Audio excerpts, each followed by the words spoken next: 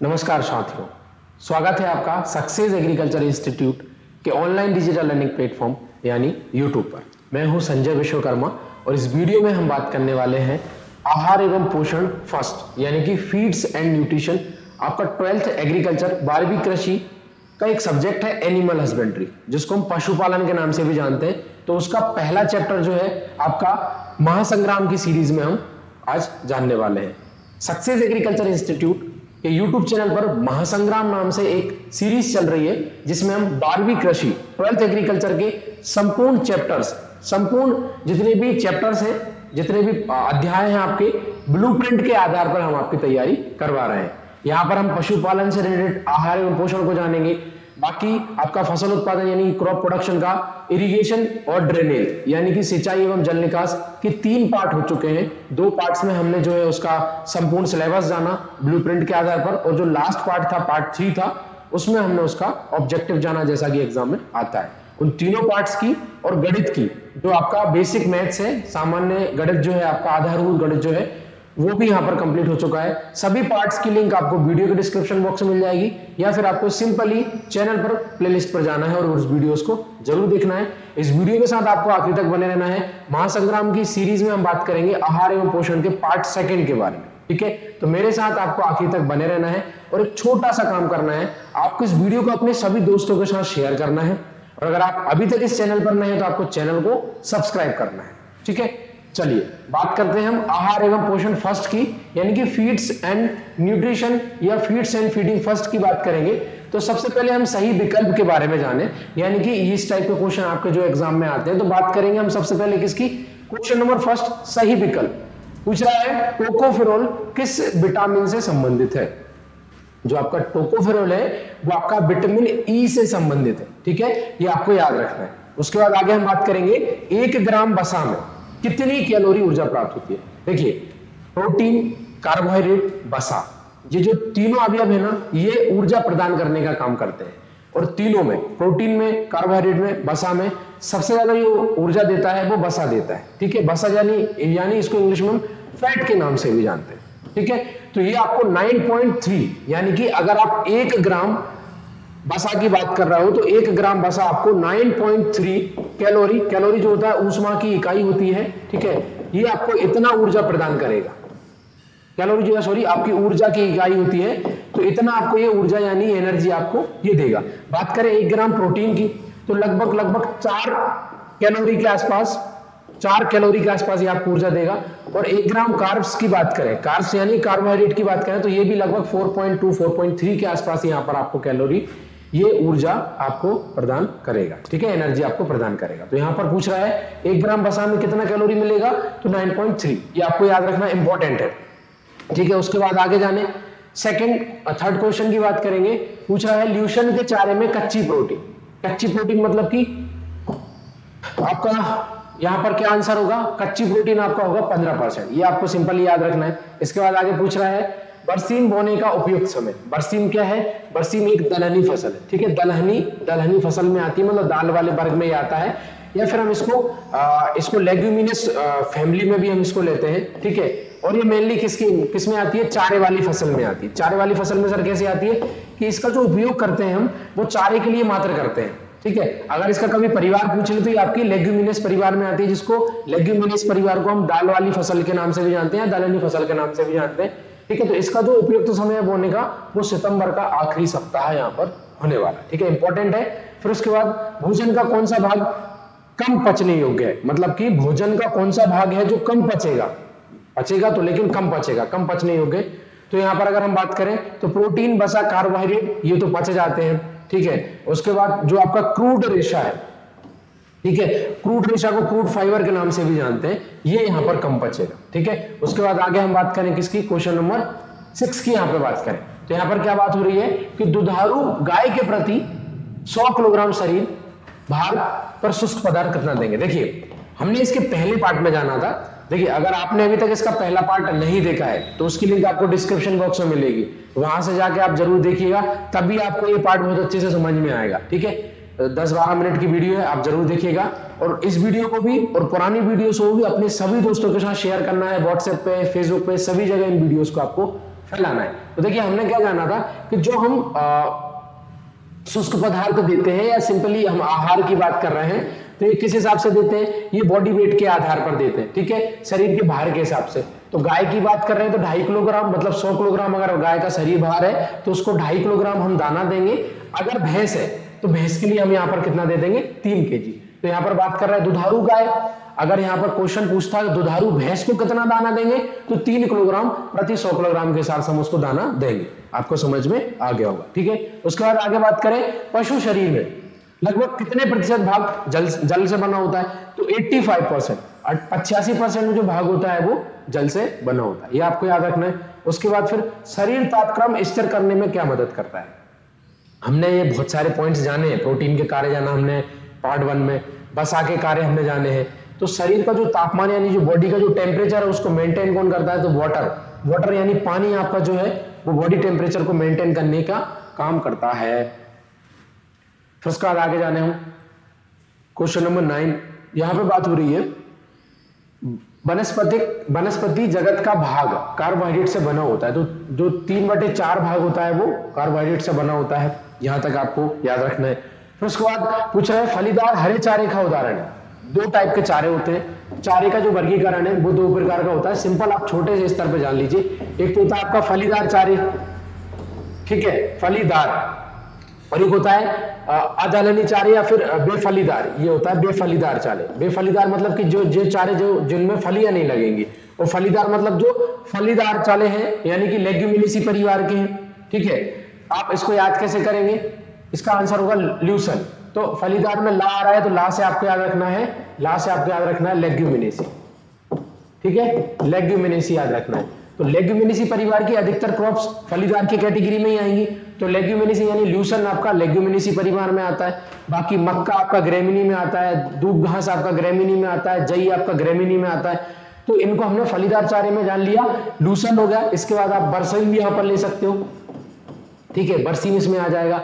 मक्का के साथ आपका ज्वार भी आ जाएगा यहाँ पे, ठीक है। तो आपको समझना है यहाँ पर, अगर आपको ये पॉइंट समझ में नहीं आया तो वीडियो को 10-20 सेकंड पीछे कीजिएगा, दोबारा से देखिएगा और इस वीडियो को लाइक जरूर कीजिएगा।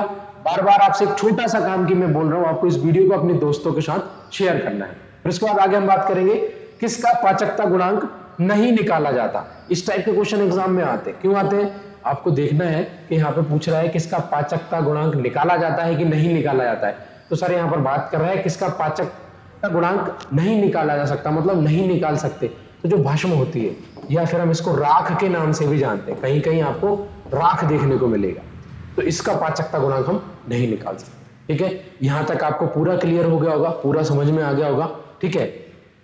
फिर आगे हम जाने भारतीय चारागाह एवं चारा अनुसंधान संस्थान जो कि झांसी में है और शॉर्ट में हम इसको IGFRI के नाम से भी जानते हैं। और झांसी कहां पर है आपका, उत्तर प्रदेश में। ये कब स्थापित हुआ है, कब इसका एस्टेब्लिशमेंट हुआ, काफी इंपॉर्टेंट ये क्वेश्चन है। अगर इस टाइप का क्वेश्चन जो है ऑब्जेक्टिव में रहा तो आपके बोर्ड की परीक्षा में 12th की परीक्षा में इस टाइप के क्वेश्चन आने की संभावना ज्यादा है। इसका राइट आंसर होगा 1962 1962 में क्या है आपका IGFRI को जो है एस्टेब्लिश किया गया था, स्थित किया गया था। ये छोटा सा कभी घुमा के क्वेश्चन पूछ ले कि IGFRI का पूरा नाम क्या है, तो इसका हिंदी में नाम होगा भारतीय चारागाह एवं चारा अनुसंधान संस्थान, या फिर इंग्लिश में बोलेंगे Indian grassland and fodder research institute के नाम से भी हम इसको जानते हैं, ठीक है।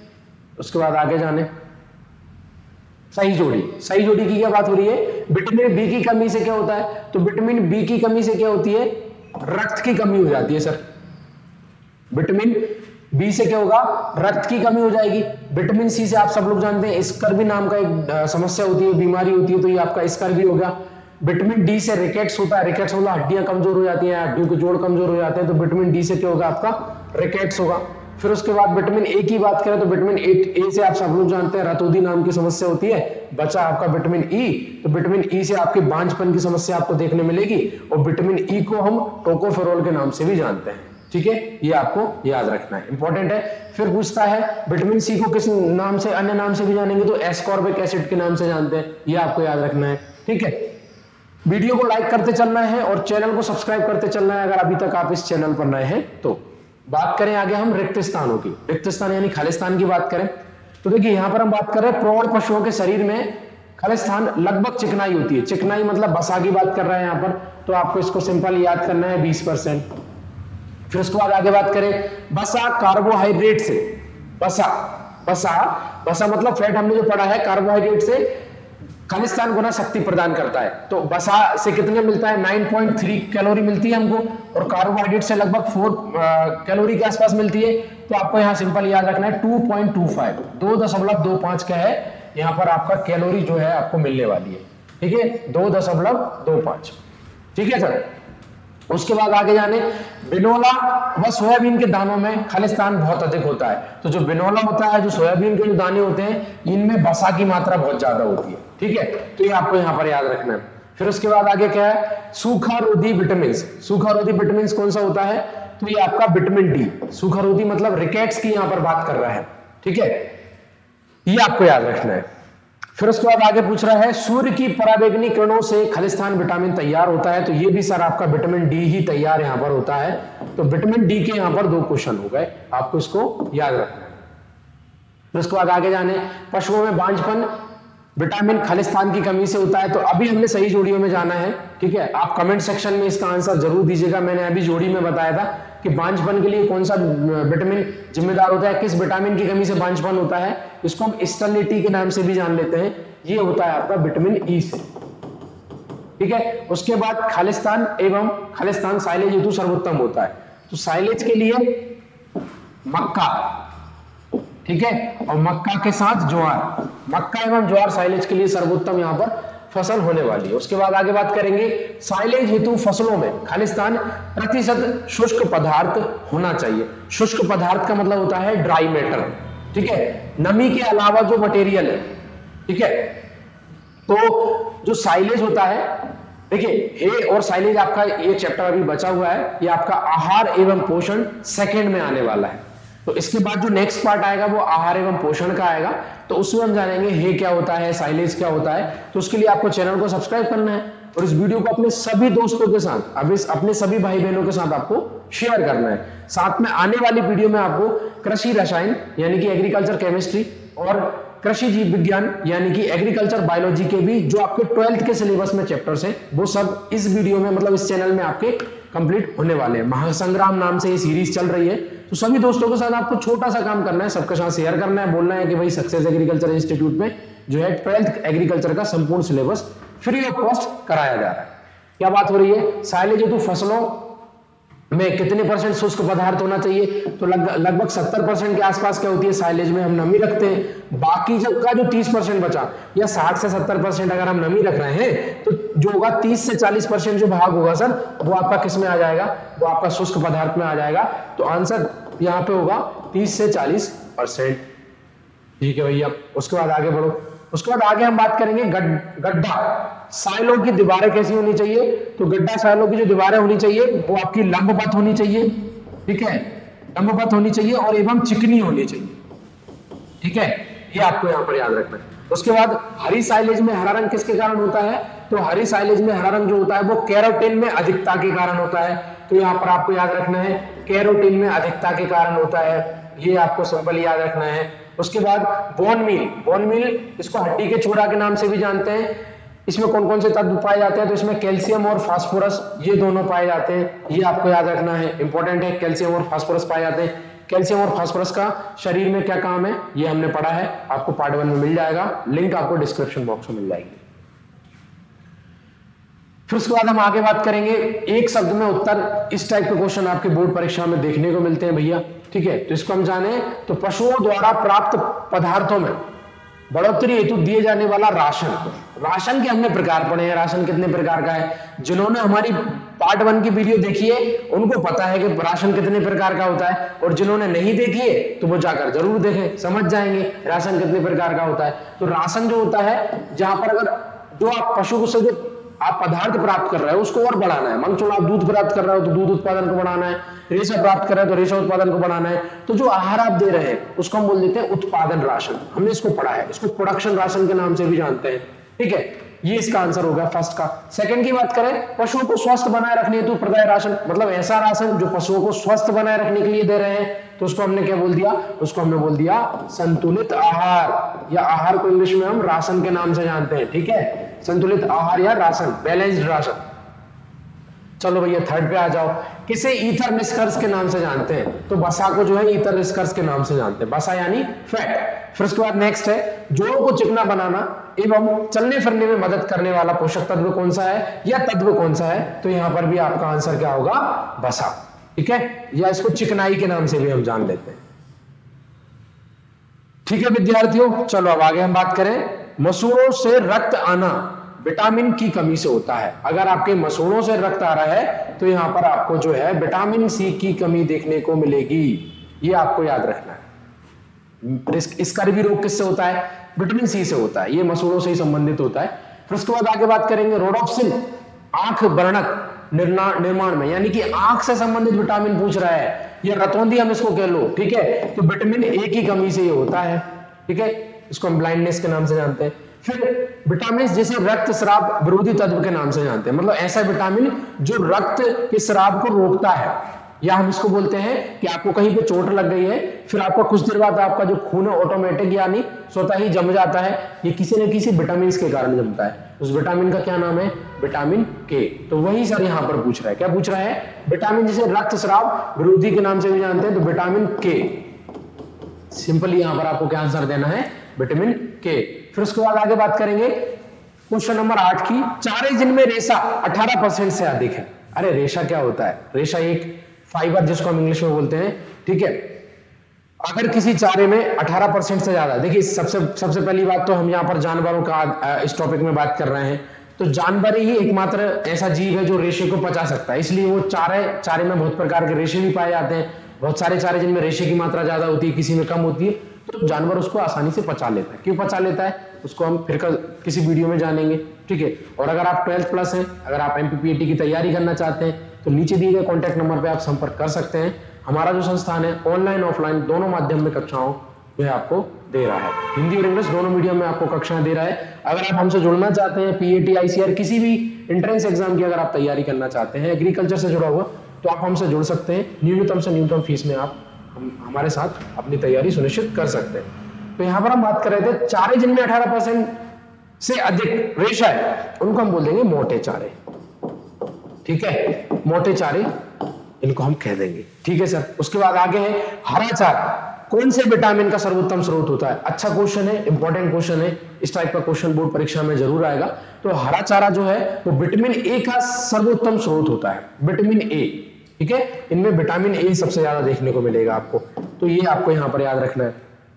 फिर उसके बाद बात करें लोबिया एवं बरसीन किस श्रेणी के हरे चारे हैं। लोबिया एवं बरसीन ये हमने आगे जाना था, पार्ट जब स्टार्ट हुआ था सेकंड वाला तभी हमने इसको जाना था। तो लोबिया और बरसीन जो है वो फलीदार चारे हैं, हमने आपको जाना था। फलीदार में ला आ रहा है तो ला से आपको लेग्यूमिनेसी परिवार याद रखना है, तो ठीक है, और ला से ही आपको याद रखना है लोबिया या ल्यूसन भी याद रखना है। तो ये आपके फलीदार चारे हैं, ये आपके कौन से चारे हैं, तो सर ये आपके फलीदार चारे हैं, ठीक है, फलीदार चारे हैं, फलीदार चारे हैं ये, ठीक है भैया। तो गाइस दोस्तों विद्यार्थियों ये हो गया अपना पार्ट सेकंड, ठीक है। इसके लिए आपको छोटा सा काम करना है, अगर आगे और सारी वीडियोस अगर आप जानना चाहते हैं, आप देखना चाहते हैं, तो आपको इस वीडियो को अपने दोस्तों के साथ शेयर करना है, ठीक है। चैनल पर नए हो तो आपको चैनल को सब्सक्राइब करना है। अगर आप हमसे जुड़ना चाहते हैं, किसी भी प्रकार का कोई आप जानकारी प्राप्त करना चाहते हैं, तो दिए गए कॉन्टैक्ट नंबर स्क्रीन पट्टी पे आपको एक कॉन्टैक्ट नंबर दिख रहा होगा, या फिर आप यहाँ पर हमको व्हाट्सएप भी कर सकते हैं। किसी भी प्रकार की जानकारी आप आसानी से प्राप्त कर सकते हैं।